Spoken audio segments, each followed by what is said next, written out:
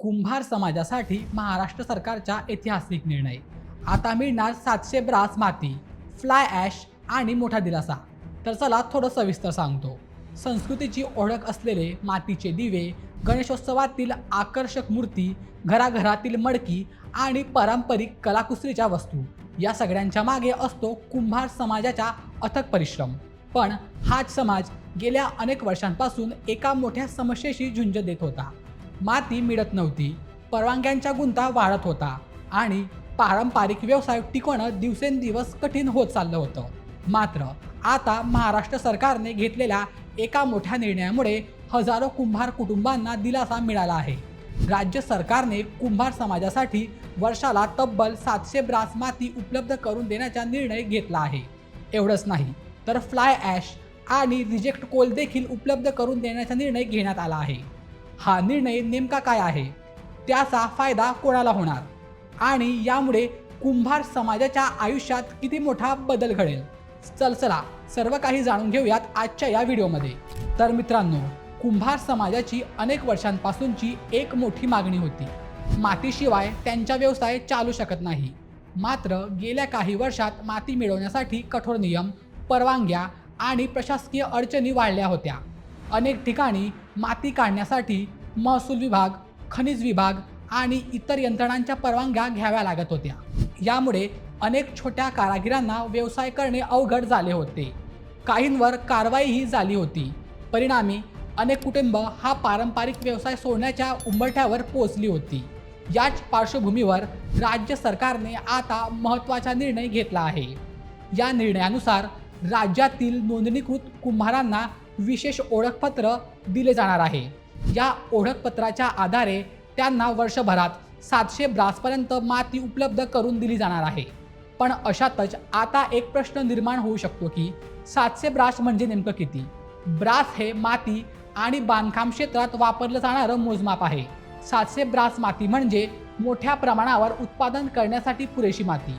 त्यामुळे दिवे, मडकी, गणेश मूर्ती, कौले, विटा आणि इतर पारंपरिक वस्तू तयार करणाऱ्या कारागिरांना मोठा फायदा होणार आहे. या निर्णयातील आणखी एक महत्त्वाचा भाग म्हणजे फ्लाय ॲश. तर चला याबद्दल देखील जाणून घेऊयात. मित्रांनो, फ्लाय ॲश म्हणजे वीज निर्मिती केंद्रामध्ये कोळसा जाळल्यानंतर तयार होणारी बारीक राख. ही राख विटा, मातीच्या वस्तू आणि बांधकाम साहित्य तयार करण्यासाठी उपयोगी ठरते. साध्या भाषेत सांगायचं झालं तर ही फ्लाय ॲश वापरल्यामुळे उत्पादन खर्च कमी होतो, वस्तू अधिक मजबूत बनतात आणि कारागिरांचा नफा वाढण्यास मदत होते. सरकारने ही फ्लाय ॲश आणि काही ठिकाणी रिजेक्ट कोल देखील उपलब्ध करून देण्याचा निर्णय घेतल्यामुळे कुंभार समाजाला दुहेरी फायदा मिळणार आहे. तर चला आता जाणून घेऊयात की कुंभार समाजाला या निर्णयाचा नेमका फायदा काय असेल. मिळालेल्या माहितीनुसार हा निर्णय केवळ माती पुरवण्यापुरता मर्यादित नाही. हा निर्णय पारंपरिक व्यवसायाला नवसंजीवनी देणारा ठरू शकतो.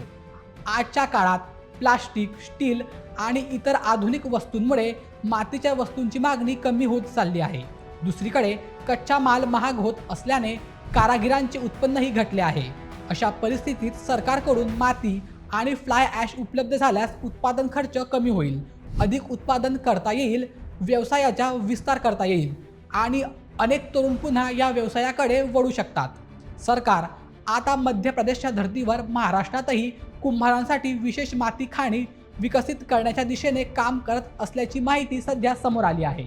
तसेच भविष्यात कुंभार उद्योगासाठी क्लस्टर विकसित करणे, आधुनिक तंत्रज्ञान उपलब्ध करून देणे आणि बाजारपेठ मिळवून देण्याच्या दृष्टीनेही प्रयत्न होण्याची शक्यता व्यक्त केली जात आहे.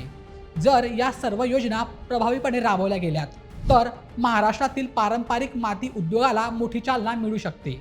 एकूणच पाहता महाराष्ट्र सरकारचा हा निर्णय कुंभार समाजासाठी एक ऐतिहासिक टप्प्याप्रमाणे मानला जात आहे.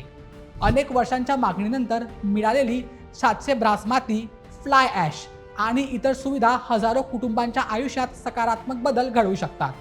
महाराष्ट्राच्या सांस्कृतिक परंपरेचा महत्त्वाचा भाग असलेली मातीची कला जिवंत ठेवण्यासाठी हा निर्णय किती प्रभावी ठरतो हे तर येणारा काळच स्पष्ट करेल. पण सध्या तरी राज्यभरातील कुंभार समाजामध्ये आनंदाचे आणि समाधानाचे वातावरण पाहायला मिळत आहे.